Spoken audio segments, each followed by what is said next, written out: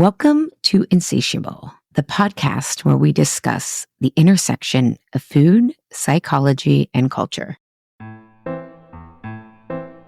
I'm your host, Ali Shapiro, an integrated health coach, 32-year and counting cancer survivor, and have radically healed my relationship with food and my body. And for the past 17 years, I've been working with clients individually, in group programs, and in company settings to do the same. Welcome. The information in this podcast should not be considered personal, individual, or medical advice. So last month, August 2025, what is time this year, right? I heard about decolonizing time and I'm like, I think I need to understand what that is because time is definitely not linear. But anyways, back in August, I had the joy and pleasure of joining Noelle Tarr on her wonderful podcast, The Well-Fed Woman. And Noelle, I know many of you probably know her. She is the author of a cookbook called Coconuts and Kettlebells. And she's pretty big. She was pretty big in the paleo space, online fitness. She has a great fitness and nutrition background. She had me on her podcast. And what I loved about her podcast was she just brought a lot of questions that her community had on behavioral change, mindset work, some GLP-1 questions, etc. And she and I were just like, she asked me the questions and I answered, but I also was like loving hearing her perspective because we're obviously different people and we come from different angles. So the episode did so well with her community. And when I was answering these questions, I was like, oh my God, I think my community would love this too. So I'm re-airing the episode of when I joined Well-Fed Woman and Noelle. So enjoy today's episode. It's a lot of great nuggets on behavioral change and mindset stuff. So enjoy. And I will be back in your earbuds or in your feed here shortly with a new episode. Welcome to Well-Fed Women, where we have authentic, unfiltered conversations about the latest in health. This is episode 546, and today I get to chat with Ali Shapiro. She's the creator of Truths with Food, host of the Insatiable podcast, and a holistic nutritionist who for over 18 years has supported clients to realize why their crazy eating makes perfect sense. I felt like it was time to have a conversation about behavior change and mindset, specifically when it comes to changing the way we eat and our fitness and even other health behaviors, whether it's mindset, supporting your physical, mental, and emotional health. All of that's really hard to do, especially now as our plates are full and we're in midlife and a lot is changing. So this is a grown conversation. We're talking about how to pursue health in your 30s, 40s, and 50s and beyond. When you're going through a lot of changes, when the seasons are shifting, your body is shifting, things are hard. And how do we pursue health and doing the best for our body without spiraling into a negative mindset, beating ourselves up, really kind of tumbling into shame and guilt and not feeling like we're ever enough? Nobody wants that. We don't have time for that. And more importantly, what's at the root of that? And how can we make sure we don't fall into that trap? Ali's website is alishapiro.com. I will also link to her podcast, Insatiable, in the show notes. So now let's get to my interview with Ali. Okay, Ali, most of us are familiar with this concept of willpower. I feel like everybody struggles with it, and we feel like we don't have enough. And if we did, then we could just do the thing that we want to do in order to improve our health. So how can people start to rethink this idea of willpower so it's not the enemy in the story? And or like, how do we make it easier to do the things that we want to do? Yeah, this is such a great question. And I think it might be best to just start with what willpower is. Like, willpower actually requires glucose, right? It requires food. So I think this is why it's so easy to get feeling like it's about willpower and about energy. But all of us have a limited amount of willpower. So that's the first thing to realize. Like, you can't there's only so much you can have in a day, right? But what really happens is, in coaching, personal development, we're always kind of like, know your why, right? Like, why do you want to be healthy? Why do you want to feel great? Why do you want to change your behavior? Who do you have to be? But the problem is we also have this why not that's going on. So if the why is the gas, we also have a brake that says why not. And the why not will overpower any willpower because it's driven by fear. And so what we're trying to do is like Sisyphus pushing a boulder up the hill, right? It's like, oh my God. So what we have to really understand is what is the why not? Why does it make sense that I'm actually not doing what I want to do? Because underneath that why not is a competing commitment for something else that we also want. So I can give an example because this can Yes, sound I'd love an abstract. example. Yeah. So here's a small example that I used to struggle with. So, you and I both run our own business and have kids, right? It's a lot, right? And so after lunch, and this is a very small example, but it can illustrate. It's like, okay, I'm in my 40s. I know I should walk after I eat, right? To have more energy for the afternoon.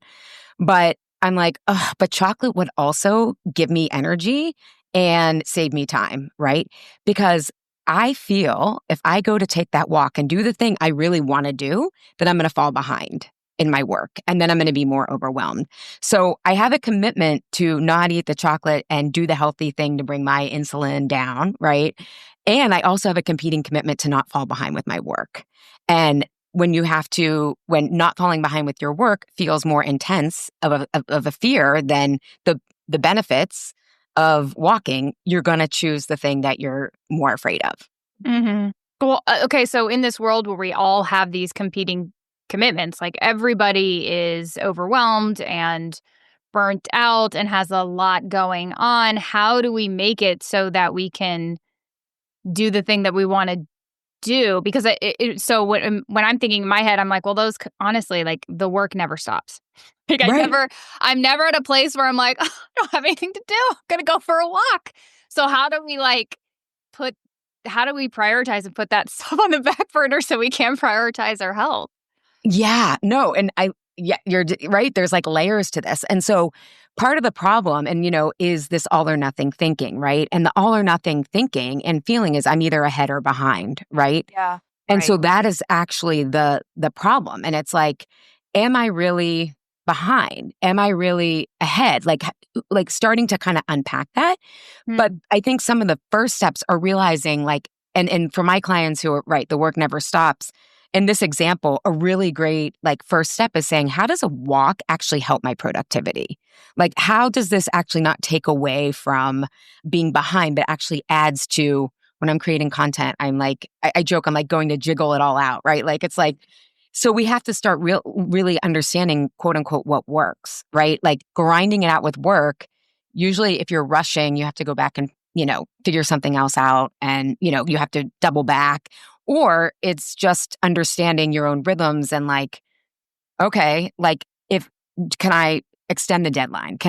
What do I really want on my plate metaphorically, right? And I think a lot of us, especially in midlife, that's kind of the edge. Like we've been doing all this stuff, not questioning, is this really what I want? Is this really what I want moving forward? And it doesn't mean you get to do everything you want, but I call it being, you want to be more in choice. It's like having like this exquisite meal rather than going to the buffet and being like, let me just put it all on because it's not really everything I want. Good analogy. Yeah. Yeah. Yeah. So I mean, yeah, because we're living we're living in a buffet where we constantly have things to add to our plate.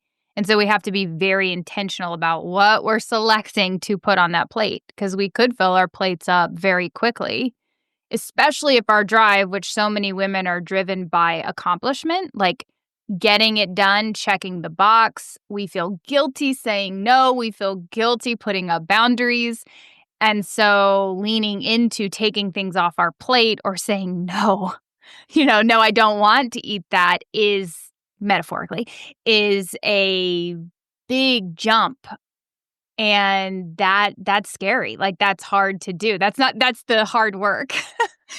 Yeah. And, I talked about one thought pattern of ahead or behind, but another thought pattern or kind of belief system is either or. Like either I get what I want or everyone else suffers, right? Or everyone gets what they want and I have to put myself last.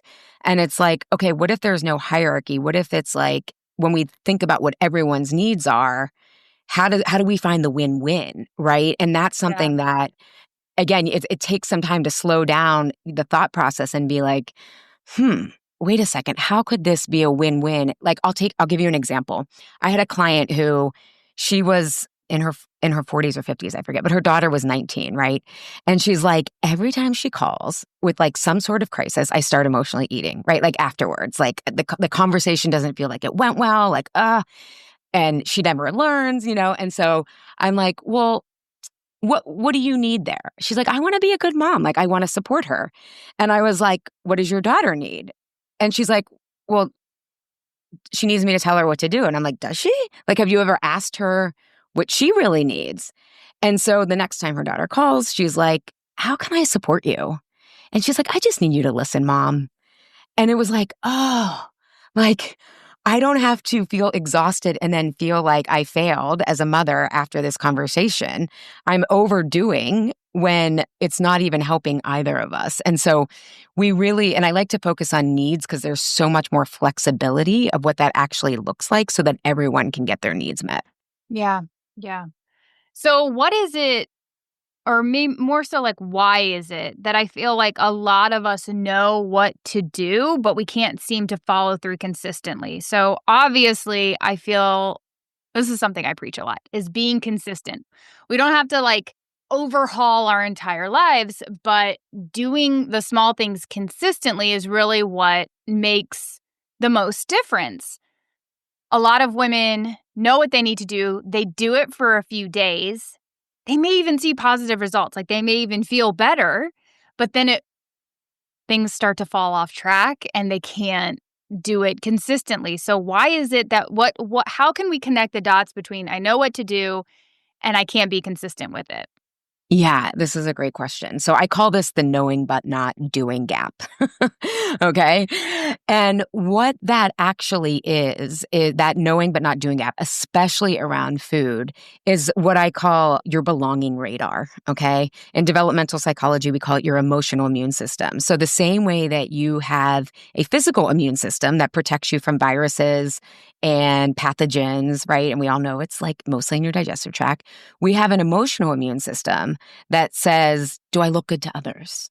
Or does this look good to others? I don't want to be bad, right? That's kind of the thought process. And so whenever we feel like that competing commitment, right, is going to make us look bad, right? So if we take an example of why people quote unquote fall off track, it's like, well, stress hit me, right? Like some sort of stress hit, right?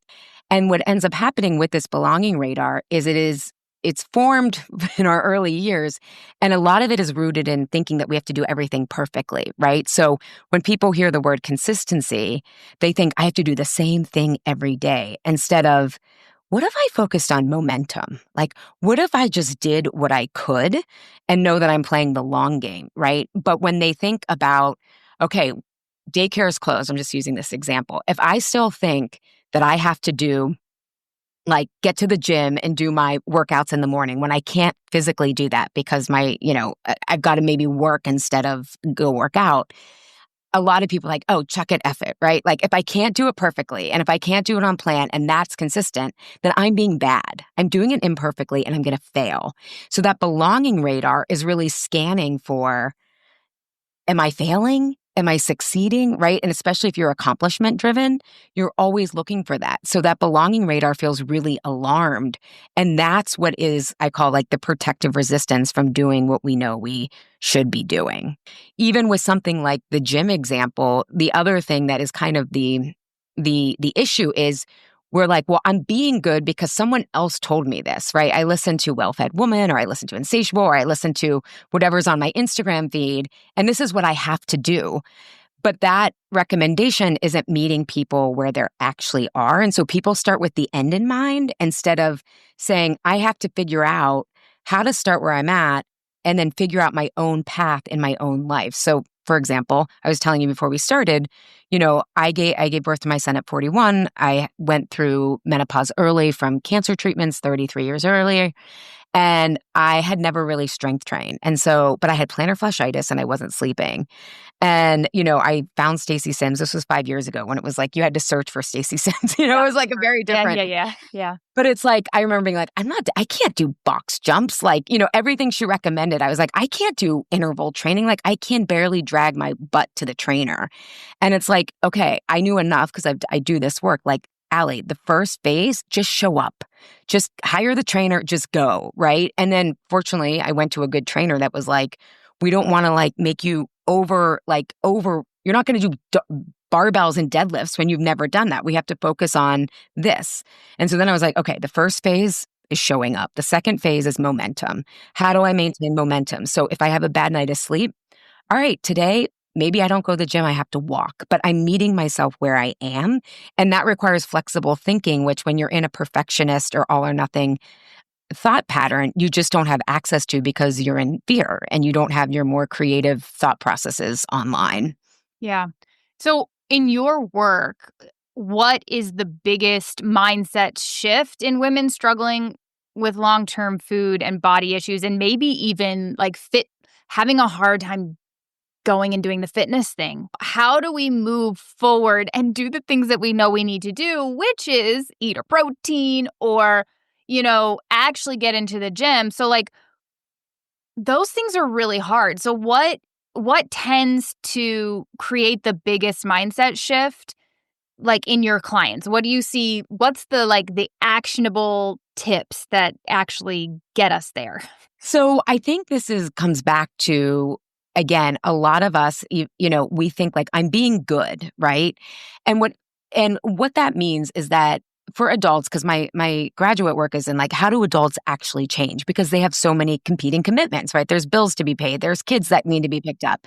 And what the research shows is that, things like, and again, this is all important and it's to have in the back of your mind, but knowing that you should eat protein for 30 years down the road so you won't have osteoporosis is not as motivating as I have to get this podcast out because I have to pay my mortgage next month, right? Like we are just by human nature, we're only going to focus on what is right in front of us. And so that kind of immediate stuff, it's hard to get to that later stuff.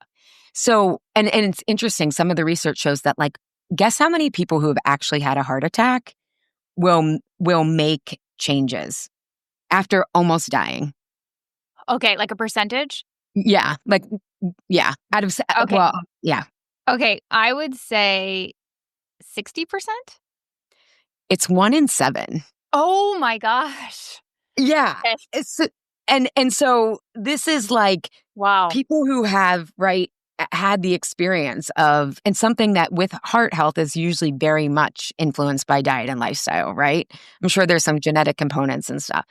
But it's like focusing on this long term, we don't want you to get osteoporosis, we don't want you to get diabetes.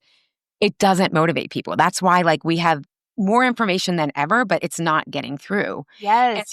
Yeah. And so what adults really need to do is say, how is this going to benefit me today? And so what we have to do is and most of us who, I'm 46, I know you're in your early 40s, like who grew up in the really before 2000, right? We grew up in a culture where health was defined by your weight. Are you thin or are you not, right? It's a very big all or nothing thinking. And so when we think we're being good, what we're really saying is, I know that I'm eating I'm eating well enough to maintain my weight, usually.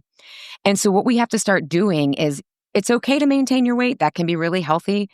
And we have to start saying, if I exercise, for example, how is this going to help me today?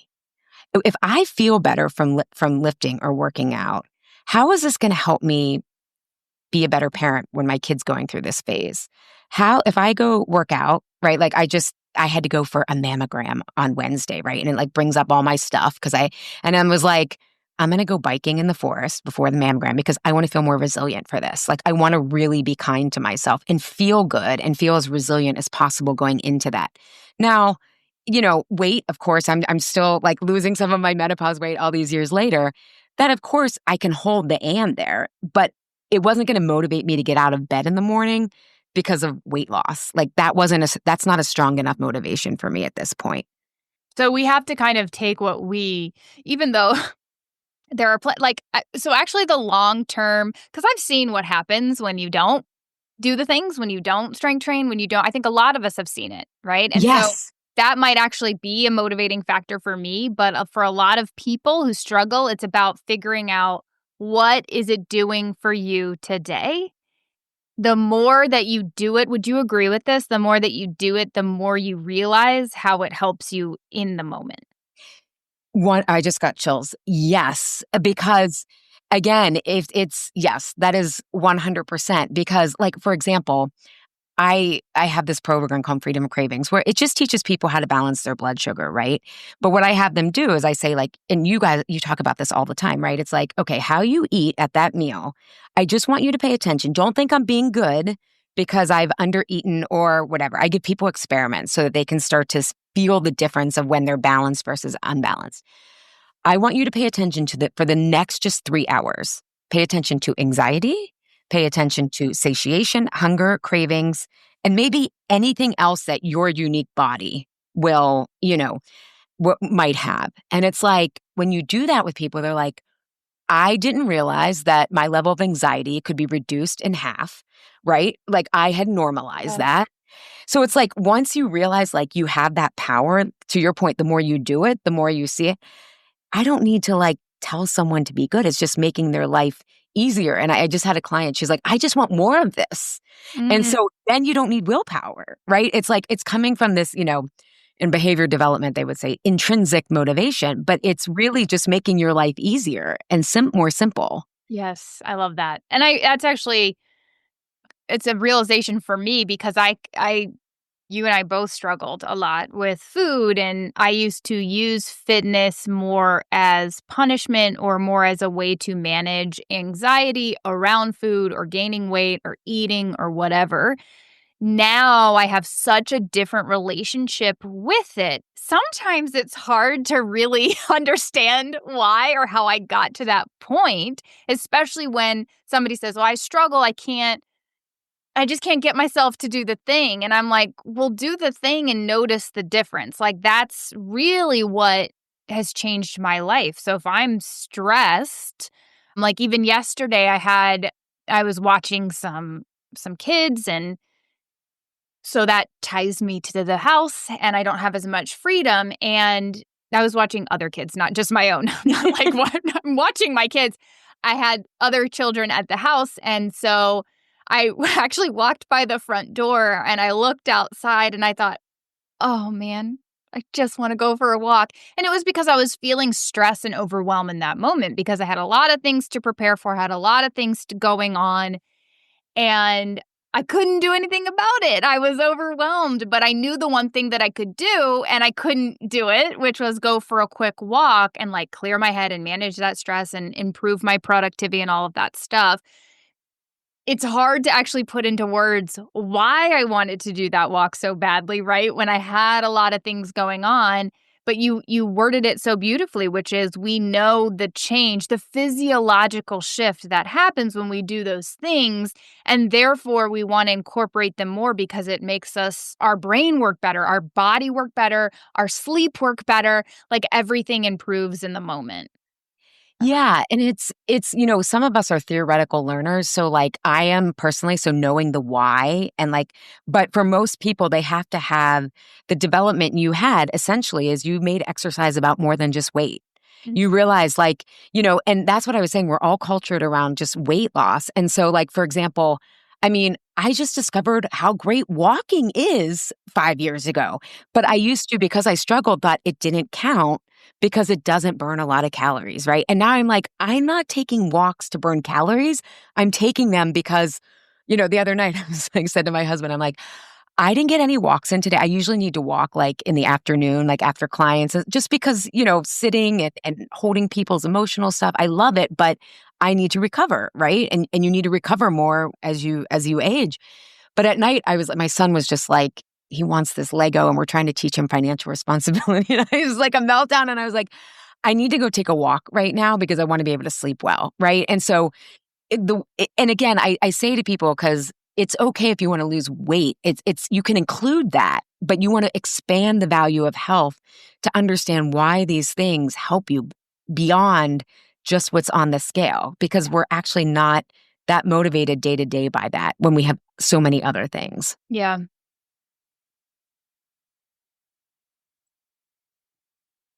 I drink Element electrolytes every single day, and they just launched a new lemonade salt flavor for the summer. Oh my gosh, it is so good.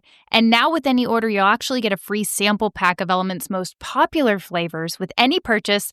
Just use code WELLFED. You lose minerals when you sweat. So anytime you are working out, you're working outside, you're going swimming, you are more susceptible to losing electrolytes like magnesium, potassium, and sodium. And if you're not properly replenishing these minerals, symptoms like headaches, dizziness, fatigue, seeing stars, sleep issues, and more can become the norm. This is why I live for Element electrolytes, especially during the summer. I take it every single day, whether I'm working out or not. It helps a lot, even when I'm just going for walks in the summer heat. And with my kids doing summer camp and playing soccer, it has helped them tremendously with energy and stamina. I do not leave the house without it. It's stashed in my purse and in the car. And it makes such a difference when you're traveling because it can really help fight dehydration when you're flying. Element has no sugar, it has no fillers, gluten, or artificial ingredients. You just tear open a pack, pour, and stir into water. Anytime you make a purchase, you'll get a free sample pack of Element's most popular flavors. Just use code WELLFED. You also get buy 3 boxes, get 1 free. That's my favorite deal. Just go to drinklmnt.com/wellfed. Again, that's drinklmnt.com/wellfed.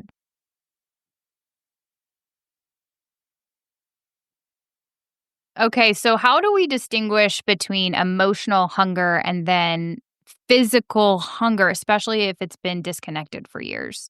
Yeah. And so I think, first of all, like, give yourself a break, right? Like, Yeah. again, this idea of trying to be good takes us out of our bodies, right? It does. And I think, I mean, this takes some time to unwind, because what a lot of my clients find is that, physical hunger, obviously, like if your stomach is rumbling or you have like insatiable sugar craving, your blood sugar is probably imbalanced, right? But also for some people, their hunger, they don't first feel it in their stomach, right? They feel it, like I feel it getting dizzy, right? Because I have really sensitive blood sugar.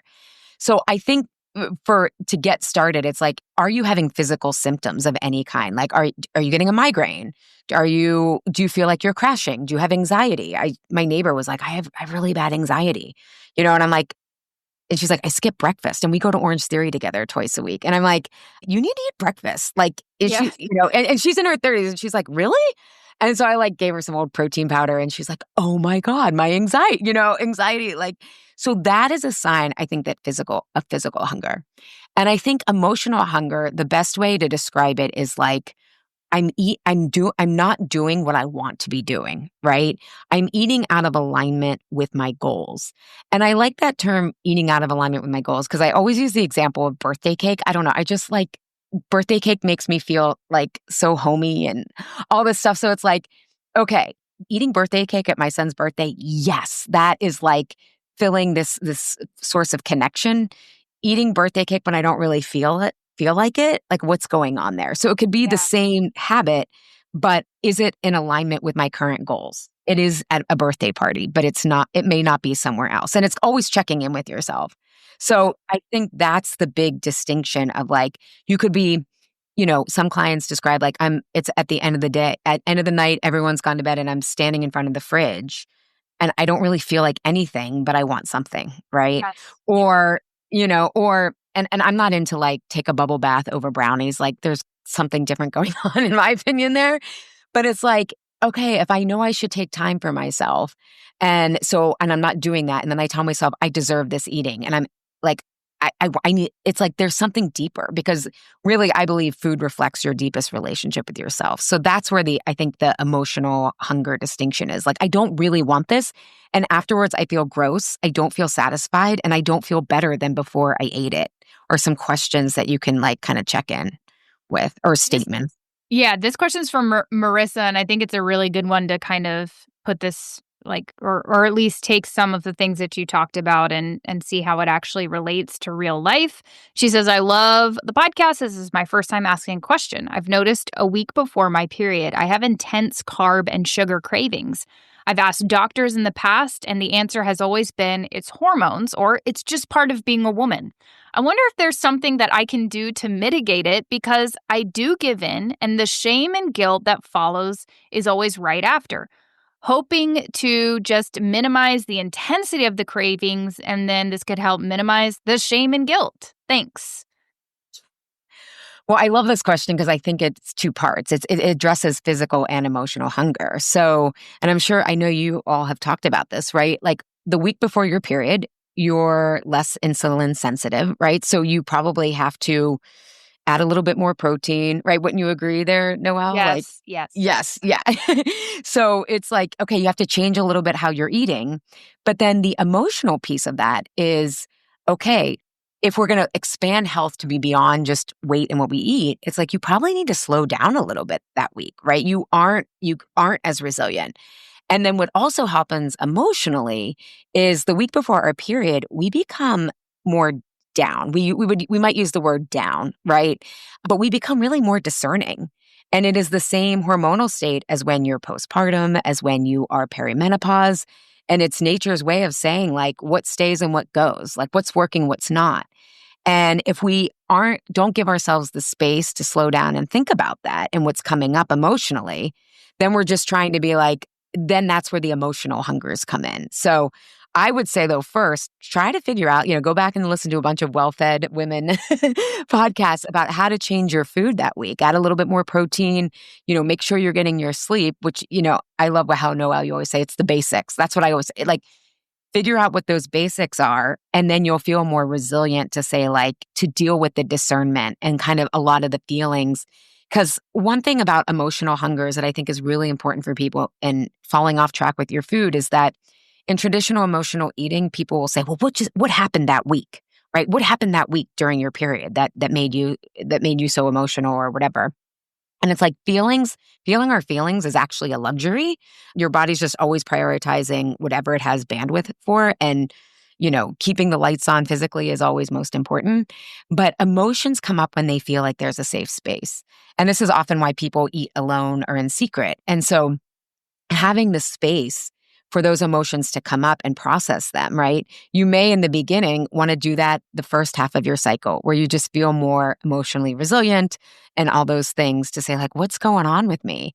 But feeling our feelings is a luxury. And so we have to understand it may not be what happened that day. It may be something else that's coming up.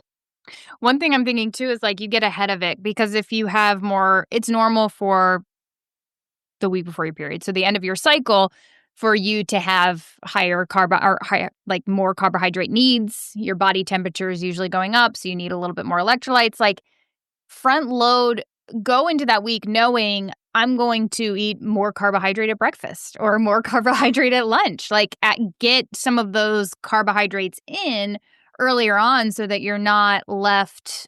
I mean, your body's needs change, right? They change cyclically in different stages. They change according to your cycle. So flow into that without trying to be like, oh, I have these cravings and I need to ignore them or I need to resist them. Front load it with like, I'm going to include more carbohydrate in my diet so that my needs are actually met that week and I don't have those intense cravings. Because I get, as I am getting back into working out more, I don't have cravings around my cycle, but I definitely notice being more depleted and having more quote unquote cravings, my body needing more, the more, especially during the summer when I'm sweating more, I'm burning more, I'm doing more. I have this kind of like insatiable feeling on those days. If I'm attentive to that and front load my day with like more carbohydrate and more protein, I feel so much better. But if I just treat it like any other day, I'm going to struggle. So, yeah. Yeah. I think this is really important. I think, too, in our all or nothing kind of culture, it's like any kind of tracking sometimes can be like, it can people like, it's bad to track. But I've had to do that because I've connected my sleep issues with when I'm not eating enough. And so I wear a Fitbit and I'm like, I have to kind of check in every day to make sure I'm getting, for me, like at least 2,100 calories. And I'm amazed in the summer. It's like, oh my God, like I'm burning 24, 25, whatever, Yes. versus the winter, it's like 19, 20, So I'm glad that you brought that up because our needs do change. Our bodies are so much more dynamic then. And that's what I was talking about with like consistency. We think consistency means do the same thing every day. And to me, it's clients find so much relief and flexibility, like focus on momentum. Like, what is going to keep you in the game right now, right? Because that ultimately is what is going to get you the results and is sustainable over the long haul. This question is probably a popular one that a lot of us deal with, especially if we have gut dysfunction or reactions to certain foods. So Mhm. Alyssa says, why do I still lie and sabotage myself even when I know the thing will hurt me? And this is more in relation, I think, to gut health. So, and I can relate to this because I do like a dessert and I've struggled with IBS or like all of a sudden I'll react to things that aren't foods that are quote unquote bad. They're foods that are, you know, can be a part of a wonderful, healthful diet but I react negatively to them. So how do we as Alyssa says, stop sabotaging ourselves and do the thing that we know is hurting us? Like what's going on there? Yes. And I love this. And I think this is actually a big piece of gut health conversation that's not being talked about. So I know it's going to sound weird and I'm going to switch gears for a second, but I will answer the question. So Noelle, when I ask you, what is your favorite, like when you think of a good food memory or favorite food memory from any time in your life, what pops up? Maybe Thanksgiving. Yeah, Tell I've me a little bit always about it. loved food around Thanksgiving. Yeah, it's my favorite holiday. Yeah. And what do you love about it?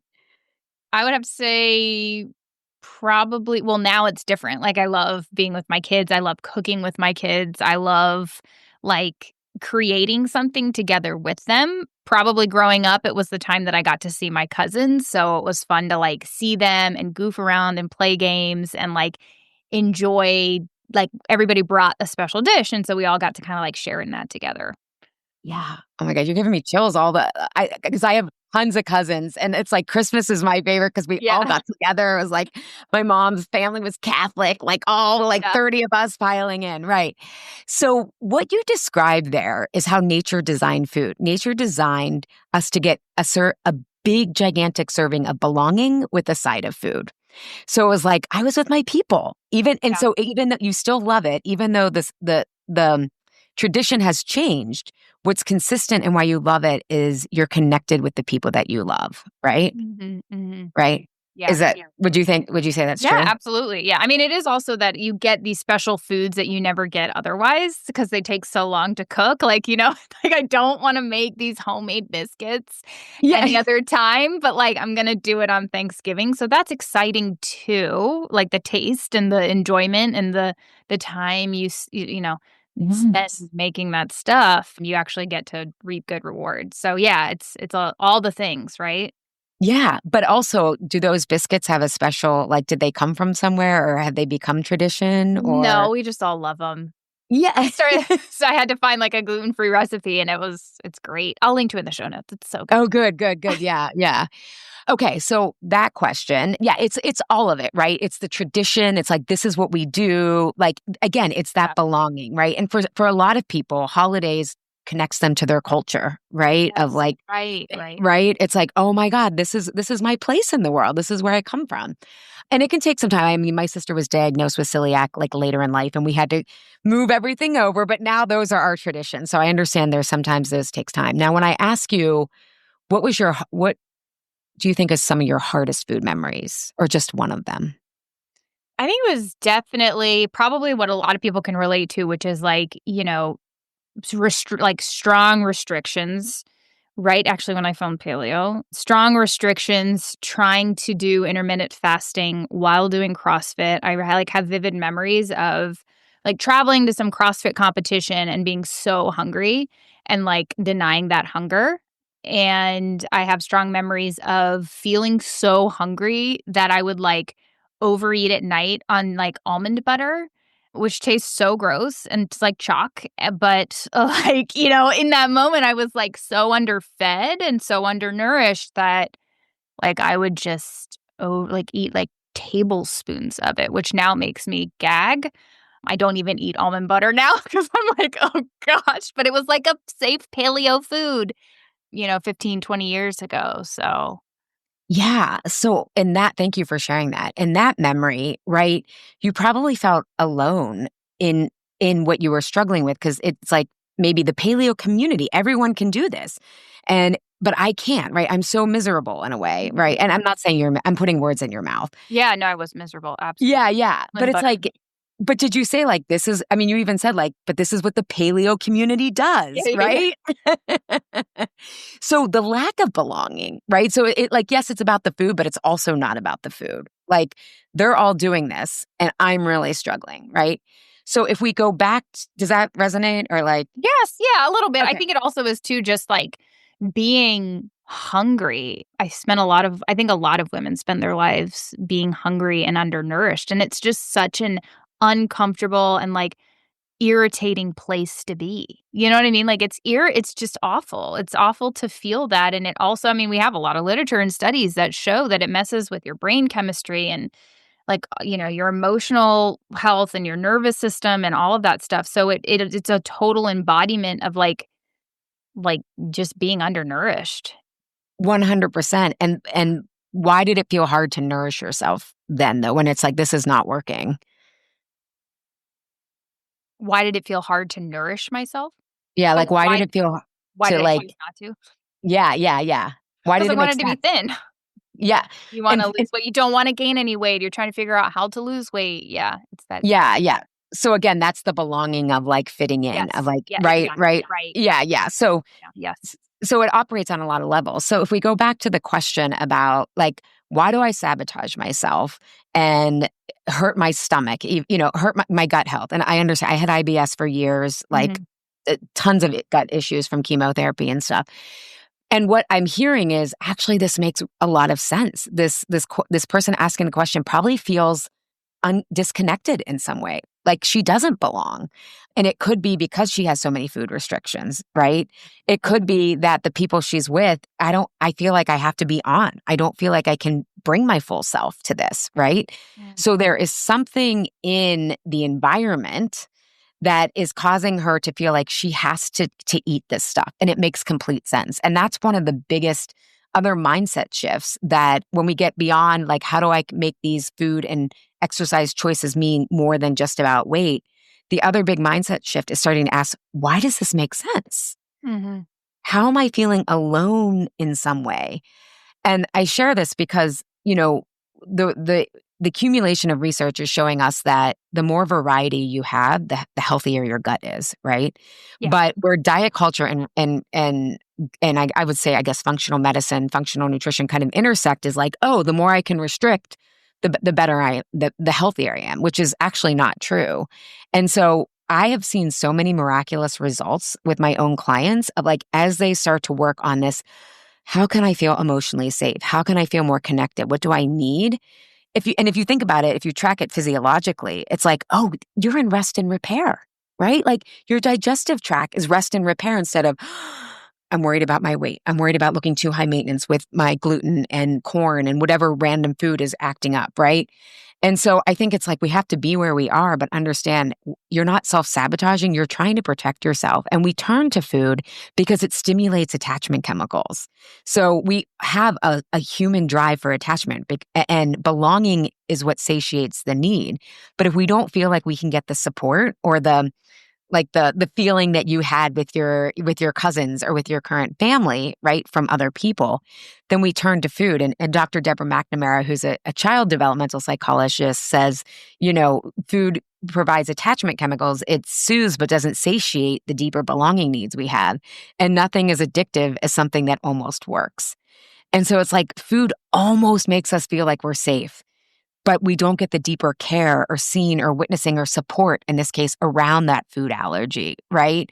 So does that make sense of like, yeah, I want her to say like, why does it make sense that I'm doing this? Mhm. Like, what is it smoothing over that makes me feel more connected? And food, again, nature wants us to connect with food, but there might be other ways that she has to start to feel that she can connect so she doesn't hurt herself. Oh, that's good. leaning into this whole weight loss idea because a lot of people now, maybe, especially in midlife, are not necessarily driven to lose weight to belong. They're driven to lose weight because they want to feel better. Midlife comes at you hard, right? And as we were mentioning before, it's like we have a different, like we want to change maybe our body composition because we want to gain some muscle, we want to get stronger, we want to feel better, we want to have more energy. How do we approach weight loss? And I say this all the time, like having a weight loss goal, I think there are these like two big extremes, it used to be like we rejected diet culture and so it was like everybody run towards body positivity, but that can be just as toxic. So where's this like middle ground where we can pursue weight loss, not feel guilt? And, now a lot of women feel guilt and shame about just wanting to lose weight, which I'm like, I have a lot of friends that, side note, I have a lot of friends that they'll be like, oh, I just don't feel good. And I know you would tell me not to lose weight. I know you don't want me to focus on that, but like, I really just want, I don't feel good. I don't feel myself. And I'm like, I am not mad at you. You don't need to feel shame because you want to get stronger and change your body. Like, I am here to support you. So like, I'm like, okay, I get it. Like, I think we all get it. But like, how do we pursue weight loss now without spiraling into this? Like, how do we leave toxic diet culture behind and pursue weight loss without feeling shame or guilt? Yes. And this is classic. Big question. So, oh my, well, I love it. And this was my story. I mean, like I told you, I went through menopause and postpartum at the same time. And I had healed my relationship with food, hadn't really weighed myself in like 15 years, was stable. And then 1 year postpartum plantar fasciitis, 30 pounds above my pre-pregnancy weight, not sleeping, in pain. I was going through perimenopause, didn't know it. And so fortunately, I had done this work on this. I do this work, so I knew how to approach it. And I just want to kind of back up and say that like our culture as a whole is stuck in all or nothing. So what ended up happening, and I have clients who come to me now who have severe health problems from, right? And there's how body positivity, like the roots of it, and then how it gets implemented and what we actually hear based on where, so I want to just also point that out. Okay. Yeah. But I have clients who they're like, oh, I just tried to do intuitive eating, or it's like, but they were sensitive to sugar. It's like, there's so much, again, all this stuff. But our culture is all or nothing as well, and is not developmentally, it needs to evolve. Well, we'll just put it that way. But what ended up happening is, right, there was this belief that diet, like your worth is, to me, diet culture is your worth is tied to your weight, which is just not true. But it was like paying attention to health is bad. And so then the other extreme then to be good is within that belief is, oh, not paying attention to your health is good. That's the all or nothing, right? Like, or like not paying attention to your weight is good. We'll just say that. Okay. Yes. But that's all rooted on the belief that weight loss will damage your relationship to yourself. Okay. So that reaction. Yeah. But my Truths with Food work is all about what if weight loss can repair and nurture your relationship to yourself. So if you ask that question, so like when I was going through 30 pounds above my weight, I have insomnia, it was like, okay, I'm exhausted. So I centered safety always and centered my health first. So I was like, what do I need to do to start sleeping better? Right. And so it was like, okay, this is the gentle way for me. Right. It was like, this is what I need to do is I hadn't tracked food in forever, but it was like, oh, my body, I am not giving my body the right nourishment that I need to be giving myself. And as I did that, I got more energy back and I lost weight as a side effect of that. And then the big emotional work I had to do was, for me, I just didn't feel like I had the time. And I had to finally tackle my last vice, which was overworking. I had this deep story that like to be successful, I needed to be exceptional. And if you have to be exceptional to succeed, you are never going to give up overworking, right? You're just going to keep doing it. And so to lose weight, I actually had to say like, what feels good? What do I want for my career right now? Do I just want to work more, more, and more? Do I just always want to be busy? And for me, I was like, how can I make more impact working less? And that is what I wanted to do because, of going through menopause and having a baby. And I wanted to prioritize motherhood as well. I wanted to do both.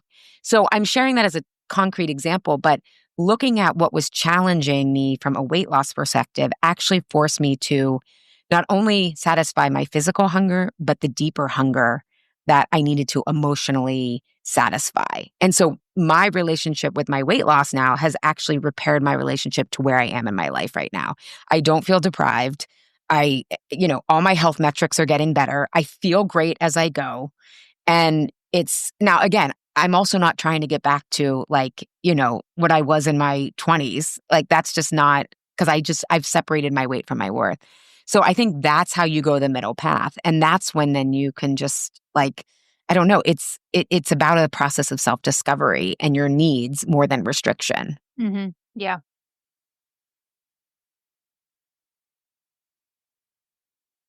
I'm a fan of snacks. I like my meals, but I also usually need something mid-afternoon, especially if I've worked out or gone for a long walk that day.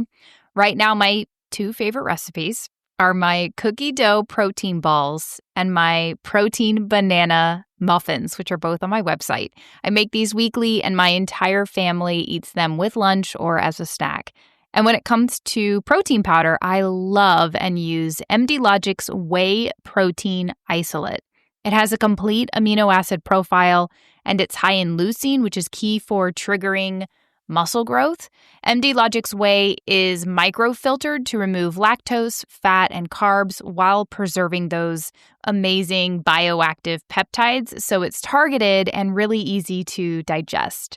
It's a pure formula, so no dyes, seed oils, soy, or sugar. It's sweetened naturally with vanilla bean and monk fruit. One scoop has 20 grams of protein. And the taste is so good. It mixes up easily in water or can be added to recipes or baked goods, which is what I do. To me, flavor is key, and this is one of the best tasting protein powders I've ever tried. If you're looking for a simple, tasty, and effective whey protein powder, grab MD Logic's new Whey Protein Isolate. Just go to mdlogichealth.com/whey protein. Use coupon code WELLFED for 10% off. Again, that's mdlogichealth.com/whey protein. Use coupon code WELLFED at checkout. I've been a super fan of magnesium for a long time. Early on, I quickly learned that certain forms of magnesium are poorly absorbed. But what I didn't know was that a lot of companies will actually buffer their magnesium with poorly absorbed forms because it's cheaper and it's easier to make. Now, this really ticked me off because magnesium is incredible for relaxation, a calm mood, and sleep. But if your body isn't actually absorbing it, it won't make a difference. This is why I find More Chill Magnesium to be so darn effective. It's quite literally changed my sleep, and I've heard from so many of you that you've seen drastic improvements in how quickly you fall asleep and your ability to stay asleep. I created Well Minerals More Chill Magnesium to have a unique combination of pure 100% chelated, highly absorbable magnesium lysate glycinate and L-theanine. These two calming nutrients will help naturally support a calm mood and focus and restful sleep and muscle relaxation without causing any drowsiness. You can take it in the morning to help bring you calm and act like a chill pill, or take it an hour before bed to help improve sleep quality. More Chill is formulated with a special MCT formulation, which eliminates unwanted flow agents and fillers. More Chill has blown up more than I ever could have expected, and it's because I have your support, and you guys are recommending it to family and friends, so thank you so much. To grab yours, go to wellminerals.us/chill. Use coupon code WELLFED. That'll get you 10% off any order. Again, that's wellminerals.us/chill.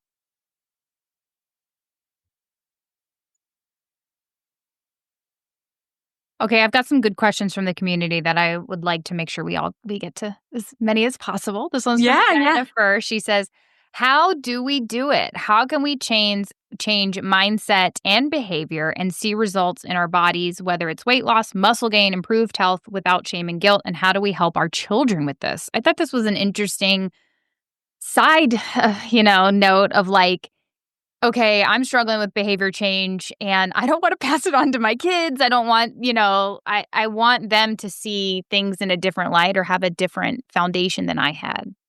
Yeah. And I think that's like a very noble goal. And for that to happen, you can't use that to also shame yourself into change. right? Like, oh my God, I'm ruining my kids because I'm still struggling. If anything, what strengthens the relationship is sharing with them, hey, I don't have this figured out, right? It's modeling vulnerability without saying vulnerability is good. You're actually like living that. So I think this is, I think we've kind of answered this in different ways, but you can tell me if you feel like there's still gaps. But I think it's first recognizing that a lot of what people call motivation is shame-based motivation. And it's kind of like quick carbs, right? Like it'll get you started, but it's not going to get you past day 3, past week, past when stress really, really hits, right? Because often if people are really honest with themselves, and it's okay. I mean, I was here for 18 years. I went to Weight Watchers at 11. I've been there. It's like, you're often motivated by not wanting to gain more weight or by losing weight. And and I know that you said some people in their 40s are beyond that, but it's often in our 40s when we start to, because things change so much, it can start to be like, I'm back in that place because now I'm feeling vulnerable about my weight gain. So I think we need to first start and think about, how is this going to help me today? And we also have to meet ourselves where we're at, right? Like, so again, I was strength training for 4 years, but it's like I started with just trying to show up and figure out, how's this going to work in my schedule when it's COVID? We don't have childcare. My husband and I both work, right? Like you have to give yourself phases. Then the second phase is momentum. Okay, now that I'm going 2 days a week, right? Like, what is my next step so I feel challenged? Because we all need challenge. The body needs novelty. We emotionally need novelty. And if you can just do that as you go, you're going to get more and more, you're going to feel more and more powerful. And so realize that how you feel today is, if you take these smaller steps, which you all talk about on the podcast all the time, you are going to feel in a completely different place, even a month from now, even 3 months from now. So you don't have to have the whole plan, mapped out. You're going to live into the plan. And to get just a little poetic, I love Rumi's quote of like, walk and the way will appear. And I'm like, that's what we need to teach people to do more often than following, well, this is what Allie said, this is what Noelle said. Right, we may give you some foundations, but what is the easiest thing to start with? And I would have people ask, what's the biggest pain point right now? Because that's where you're going to get the most momentum. Like, if you still are having incredibly big sugar cravings, maybe you need to start understanding your blood sugar. So just do that one thing, and that will clear up things you don't even know. That will give you energy that you can't even imagine right now. So, and I think we can just include our kids in that process. Like, they're always watching, and really our example does more for them than all the talking. And I have to remember that, because I like to do a lot of talking, and I try to explain it to my kids. And I look, in the rear, usually it's in the car, and I'm looking in the rear view mirror, and they're looking out the window and their eyes are glazing over. And I'm like, I lost them. They're not listening to me anymore. So doing the thing and including them in the conversation, like, okay, mom needs to go for a walk, or mom needs to lift right now because she does feel overwhelmed, or I'd like to be stronger. I want to be strong for you when you're older and you have grandkids. Like, I want to be running up the stairs with you. Like, I kind of say those little things to her intentionally because I want her to hear and see, here's why I'm doing this, so that she catches on to it, because she'll model that behavior. So, yeah. And another thing I just wanted to say, because a big piece of this is also, like, if you have kids, how can you guys do really, how can you be active together? Get out of that, it doesn't count if I'm not at the gym or sweaty or in workout clothes. Like, the days that my husband and I take turns picking up our son from daycare, and we walk there, it's like the days that I pick him up, my steps are out of control, just because I was shooting hoops for a half an hour and I walked to get him. So this is where the flexible thinking comes in. It's like, all right, if I'm not moving at all, what does a little bit more movement look like? Right. And once you start to feel better, then you will want to prioritize it more. So I just also want to put that in there too. Yeah. Love that. This is from Andreda. She says, how do you start a regular exercise routine when you don't feel like you have the time? I haven't ever regularly lifted weights or anything, so home workouts feel futile. Yeah, I'm hearing some perfectionism in there of I have to start lifting weights perfectly with the barbell at a gym. Yeah. And so I think this comes back to what we just kind of said of how are you defining exercise? I think For clients who have a lot of resistance around exercise, I think expanding the idea to movement first and just like, how can you start walking more, right? Like, how can you start there? It's okay if you're not lifting immediately. But if you are at home, start with push-ups, part with squats. Like, I had a client who she had never lifted and was, coming into perimenopause, trying to lose some postpartum weight. And she's like, I sent her some videos to start with squats because she had not done squats yet. You know what I mean? So reduce as much friction as possible and just trust that you're focusing on just showing up right now and getting into that habit. And that will snowball like down a hill instead of being like, oh, I have to get to the gym. And it's just too much, I think. Mm-hmm. I agree. Just start with walking. I think like our concept of working out, we've overwhelmed ourselves, especially because of the what do we call it on Pinterest? The like fit spell. We've had this idea that you have to be pushing hard or killing yourself, or it has to be an hour. Or we have these like parameters on it, so it stops us from doing the little things that we can do and seeing the result, feeling the result, which is like a 10-minute walk is enough. Like it counts.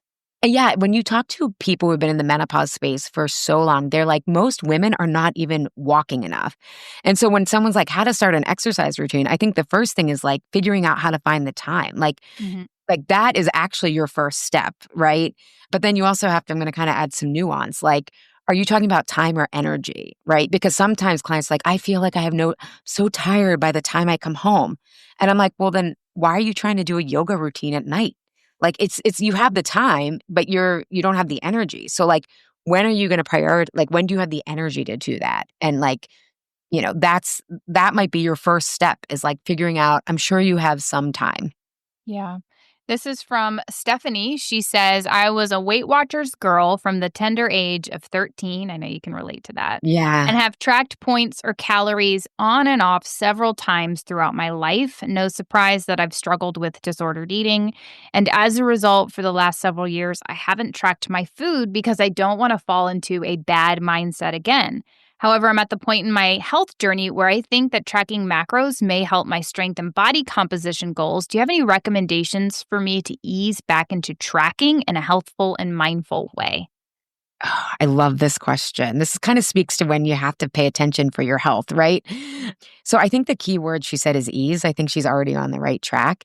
And I think one of the reasons, I almost want to do a whole episode on what are we talking about when we're triggered, right?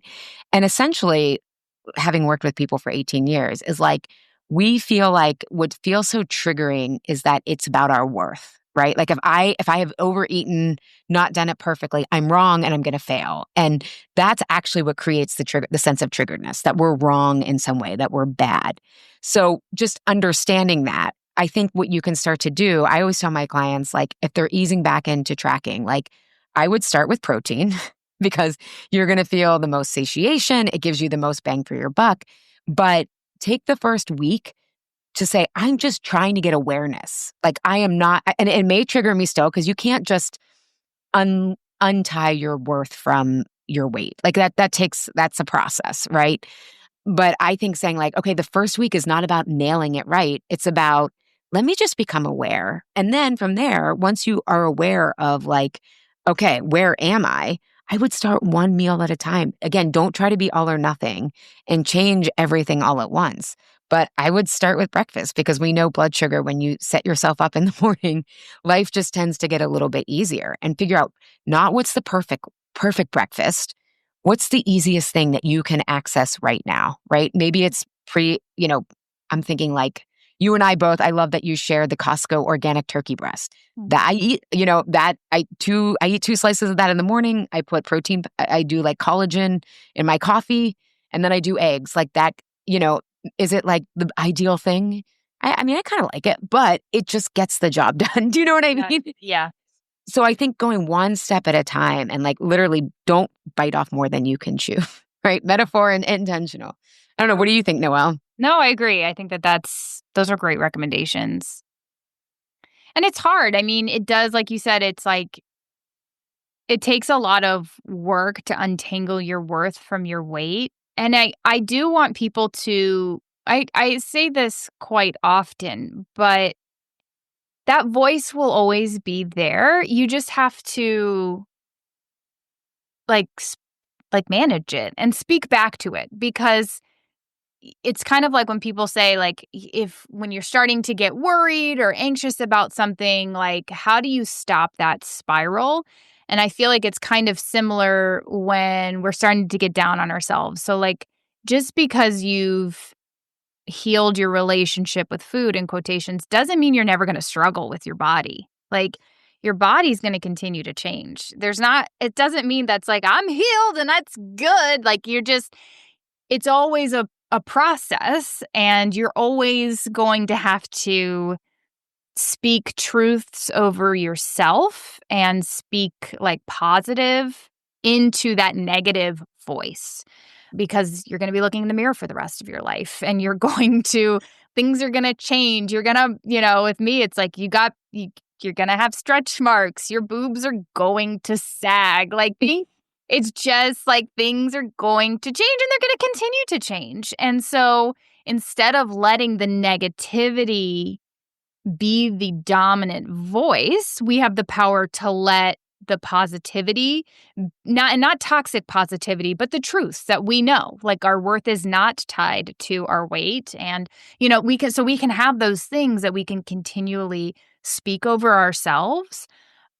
And maybe it's different for everybody based on the little things that you struggle with, but we have that power to kind of, okay, I'm dealing with this in the moment, but I'm not going to react with not eating a big dinner or restriction or beating myself up or jumping into the gym and trying to punish myself. Like, I'm still going to choose nourishment. I'm still going to choose, like, taking care of myself, doing a walk because it's the best thing for me right now, not necessarily the thing that burns the most calories. Like, we can still choose to take care of ourselves even in those moments. Yeah. Well, and I think that's where the real healing comes from. Right. And that's where, like you said, the more you do this, again, it's like the more that you are like, okay, and again, I would say it makes sense that because deeper in my work, I show people how that voice is actually protective, right? It feels like, oh, I'm going to be judged. I'm going to look like a failure, like, right? Like all of that stuff. So it's actually trying to keep you from taking action that it believes will put you at risk for judgment or criticism or failure. But I think it's like the big unlock when my clients get to the point where it's like, oh, I'm actually eating like in a way so that my emotional health is better. Like, I had one client be like, I've done the emotional work around diets. I've been in therapy for my emotional eating, but your work helped me connect that, like, how I eat is going to determine how resilient I feel, how emotionally healthy I feel. And that's kind of like the integrated middle path. So that takes some time to get to, but it starts to be like, oh, I'm in this space, but if I take a walk, it's going to be easier to be gentle with myself. And that's when you really have to start to focus on feeling good instead of what you think looks good. Because when you feel better, it's just easier to take care of yourself more. Mm-hmm. It's like when you're tired, everything looks worse. When you're not eating well, you're not moving your body, of course you're going to feel about yourself. It's just a physiological under threat reality. It's not unique to you. It's just kind of how the body works. Yeah, and I think it's so hard because women put so much pressure on themselves. Oh yeah. This takes work to do that. Yes, and we have these big expectations. And one of my dearest friends, I've known her since I was 4, she's been through so much in the last handful of years. It just recently had a baby at 40 and major surgery and, moving and like a lot of issues back to back with her body after losing a child. And so it's like she comes on and she says, when she's talking to me, because we do these audio notes, and she's like, oh, I just don't feel good. Like, I just don't feel like myself. And like, I just want to, like, I want to get back into it, but this is my weight and I'm not like, and this is where I like to be. And and I'm like, your body has been through so much stress. There are seasons of life, and this season isn't forever. Let's focus on like nourishment right now and foundations and getting you to a place where you're like, your body and your nervous system are like, oh, I'm safe. Like, I'm good now. Like, I'm nourished. It's been a year since I had a kid and had major surgery. And like, then you can think about your movement. Then you can think about your exercise. You have no business. You have no business pushing yourself in the gym right now, exposing your body to more stress, exposing your nervous system to more load.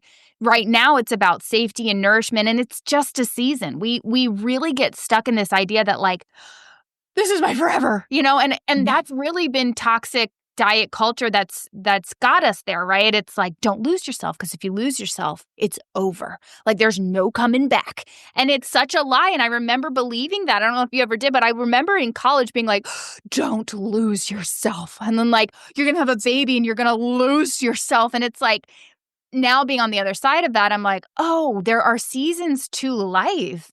Sometimes you're going to be in the thick of it and you do need to choose safety and nourishment, and that's okay. And you can shift from that and move into a new season and a different season where you can push harder. But just because it's right now doesn't mean it's forever. Yeah. It's so true. I love the idea of thinking in seasons because it reminds people, oh yeah, things change. And it's so hard when you're in it. It's like, I totally get it. Yeah. Okay, this is from Stephanie. She says, I have a question I've been wanting to ask about mindset. I spent a year and a half lifting weights 3 to 4 times a week, walking, upping my protein. My body started changing on its own after 10 months. Super exciting because I have PCOS.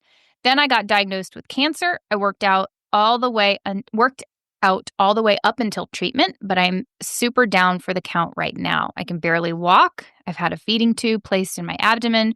Recovery has been slow. I turned 40 right as treatment ends. I've lost a lot of weight unintentionally due to complications of the cancer and treatment. I'm sad. I'm sure I've lost muscle that I worked so hard for. How do I come back from this? I may not be able to lift weights till September. I'm healing oral cancer, so that's affected a lot of in the nutrition department, but I'm doing the best I can. A big part of rehab will be regaining my ability to eat and eventually remove the feeding tube. A lot of details, I'm sorry, but it's a doozy in the mindset department. How do I position my mindset? I'm praying for a cancer-free test result at the end of this. Oh, if anyone understands, I do, So I think the first thing, Stephanie, is realizing all that you did helped you go into treatment really, really well. There's been some fascinating research around the gut microbiome, and people who have healthier microbiomes respond better to treatment. So again, this is not all or nothing. Cancer is multifactorial. I'm not one of those people who's going to tell you diets does everything. Diet noun, not verb. So I just think, first of all, realize that it can feel, I'm sensing like, I feel like you lost all your progress, but you haven't. Like the way that you prepared for, not that you were preparing for it, right? No one prepares for cancer, but that is incredible. You have that resilience and that going for you.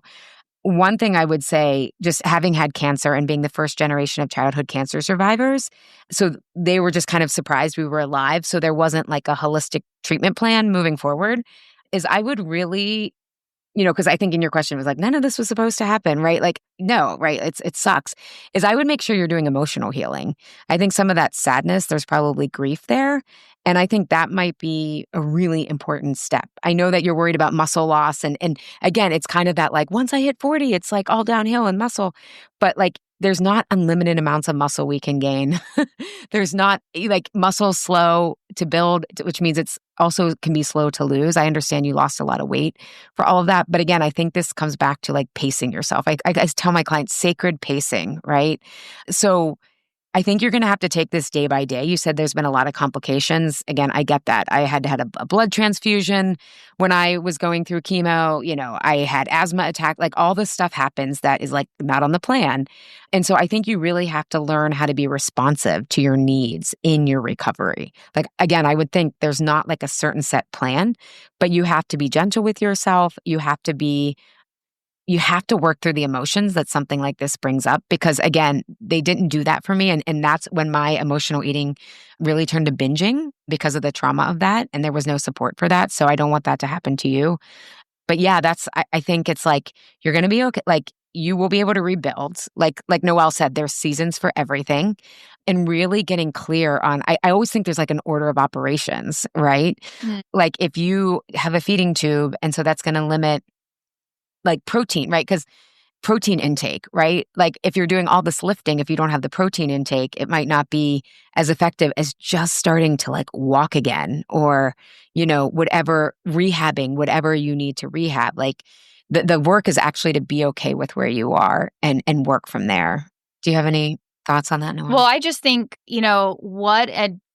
it's going to be a really great opportunity for you when you do have your health again and you can eat again, because you'll be able to get that real time feedback. I think you're going to have incredible motivation to want to eat protein again and get good carbohydrates in, because you're going to see it, you're going to feel it. So I don't even think I would be thinking that far ahead about, oh my gosh, I think you're going to experience hopefully the opposite. And that's the mindset that I think you should take into this, which is like, man, it's going to be so cool when I get to eat protein sufficiently again and like enjoy it and really enjoy making these healthful, nourishing meals and like get in my nutrients and build that foundation and get stronger.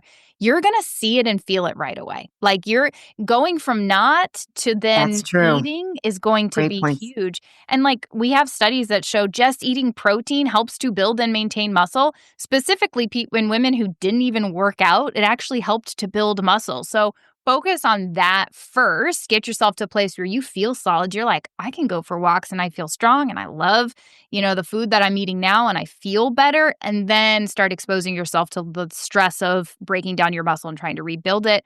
Also, go so slow. I mean, a few months ago, I was really sick. I was throwing up and I was having these allergic reactions to things. And I had to take almost like a full month off. But that full month was after, lifting, finally getting stronger again. And let me tell you how hard it was to like really get back to lifting again, because I was so sore and like my body was depleted. And so go slower than you think. So slow. And there will be a point where you do the thing and you go really slow and you get really annoyed and you're like, oh, I'm so sore because I only did 10 reps. Why is this? But then you'll get to the point where you're like, whoa, like now all of a sudden I can do, 30. What just happened? Like going slow reaps huge benefit, because the alternative is going too hard too fast, and then you're too sore, and then you get injured, and then you take a step back, and nobody wants that. So just go really slow and it'll slingshot you forward, even though it seems counterintuitive, but yeah, slow to slingshot. Yeah. Well, I'm going to get philosophical again. I mean, the Tao Te Ching says to go fast, go slow, right? Like truth is in the paradox, right? It seems counterintuitive, but it's so true. You learn a lot when you go slow. Yes. Okay, last question. This is from Elizabeth. She said, with all the advertisements for them and people in my life, GLP-1s are definitely feeling like the new savior when it comes to weight management. As someone who's 31, classified as obese by the medical system, has high blood pressure, a heart condition, how do we make sure within ourselves we are making decisions on medical treatment that are grounded in health and not vanity? Obviously, society tells us we are worth more when we are smaller, but if my weight is impacting my health, I definitely want to change that to become healthier. My doctors don't really talk weight management anymore, and I think it's an uncomfortable conversation for them. I may fall into the obese BMI category, but definitely don't feel like that label is appropriate. I think this is such an interesting question and a good question for where we're at right now. A lot of people are taking GLP-1s because it does, maybe, I know a few of them have health benefits like reducing inflammation separate from the weight loss. But a lot of people like that side effect of, oh, now I lost that 5 to 10 pounds and I'm feeling better and I have more energy and I can work out more. I'm interested to hear your thoughts about her question regarding specifically, how do you know that you're making decisions grounded in health, but not vanity? And even if that's like what we should be striving for. Yeah. Yeah. It's funny because I'm like, is it okay if it's both? Because I didn't care about aging until I started aging. Exactly what I was thinking. I'm like, could it be both? I think it's okay. Again, it's not either or, but I get the spirit of the question. Yeah.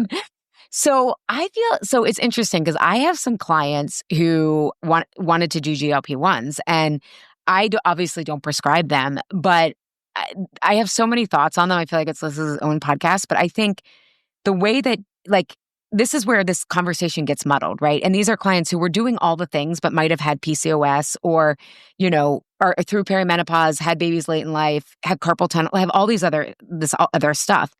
And I think if we think of GLP-1s as a supplement, not the savior, because for them to work long term, especially like my clients didn't want to be on them forever. So we worked on them really like not increasing their doses. And like I had to help them talk to their doctors about like, because the doctor's like, well, we go up to 5, and I'm like, well, I'm explaining, I'm like, does your doctor understand metabolic health? Like you're still losing on this. And anytime with the medication, you often want to use like the least amount for the most results. Yeah. And this one client I'm thinking of, I mean, she has lost 50 pounds, 1 pound a week. She didn't go up, but she was doing all the things, right? Like, Yeah. and so I've helped her because she also wants to keep her resting metabolic rate up as high as possible. So I'm sharing all of that because there is a way to actually lose weight in a healthy way instead of doing it just to all of a sudden lose weight. Because if you lose it really fast, which is often when it's about vanity and it's like, I'm going to a high school reunion and I need to get off these like 20 COVID pounds or whatever, I don't get out much. So I don't know what people are talking about in terms of weight. I can tell you about like Legos and Super Mario Brothers right now, but I think that the best way to use those, and I think the one thing that I always think people need to realize, because women, like you said, we're so hard on ourselves and we live in this world that is not built for health. It's not easy to walk. It's like your air is polluted, your water's polluted. Even if you filter, you just can't escape it. And so we're trying to overcome like this monumental force that's creating insulin resistance and sensitivity.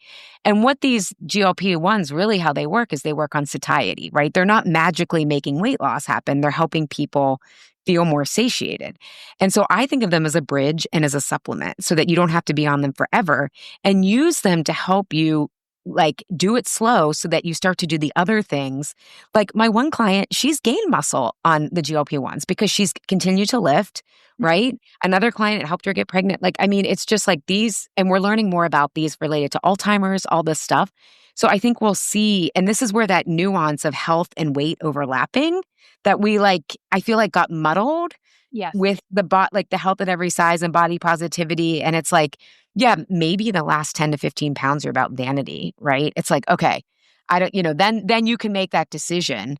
But if you feel like you're having, I think she said high blood pressure, all those things, like if that can be a tool in your toolbox and you think of it as a supplement, not a magic bullet, then I think it's really great for people, I mean, that's my opinion on them. But I'm also like agnostic about anything. Like I think people have to figure out what works best for them.